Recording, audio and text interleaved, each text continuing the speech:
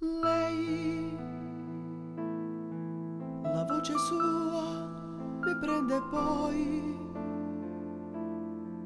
mi porta via ed io non so se è una bugia ed io non so se è stata mia.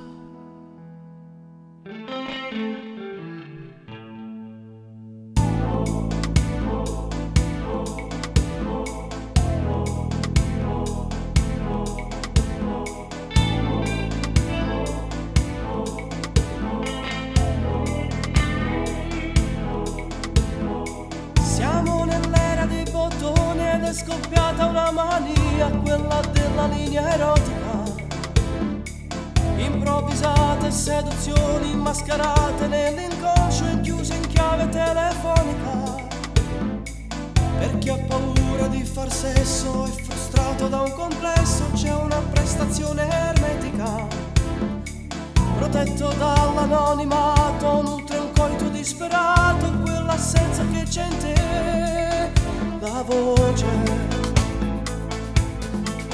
sensuale che scalda la pelle, delirio dei sensi, piaceri piccanti, amanti perversi di una serena alienazione che ci coinvolge in un gioco segreto, l'indovinello dei nostri peccati, la biancheria sotto i vestiti. Io già ti spoglio con la mente e quel tuo tono provocante si accende.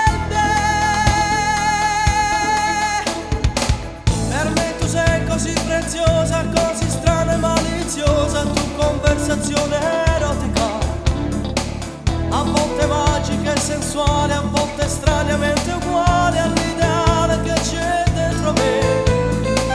Ma preferisco che tu sia soltanto il frutto della mia sconsiderata fantasia.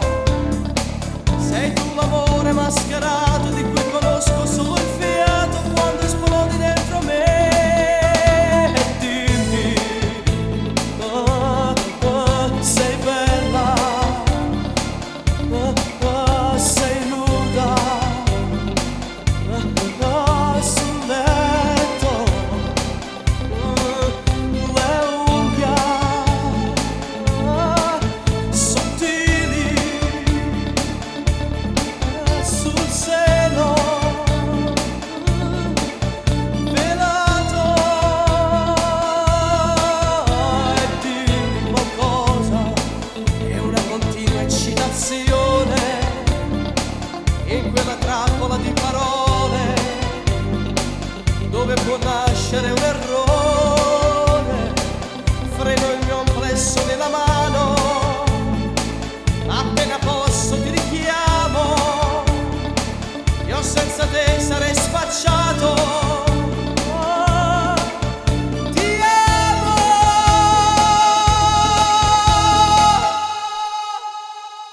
Lei, la voce sua mi prende e poi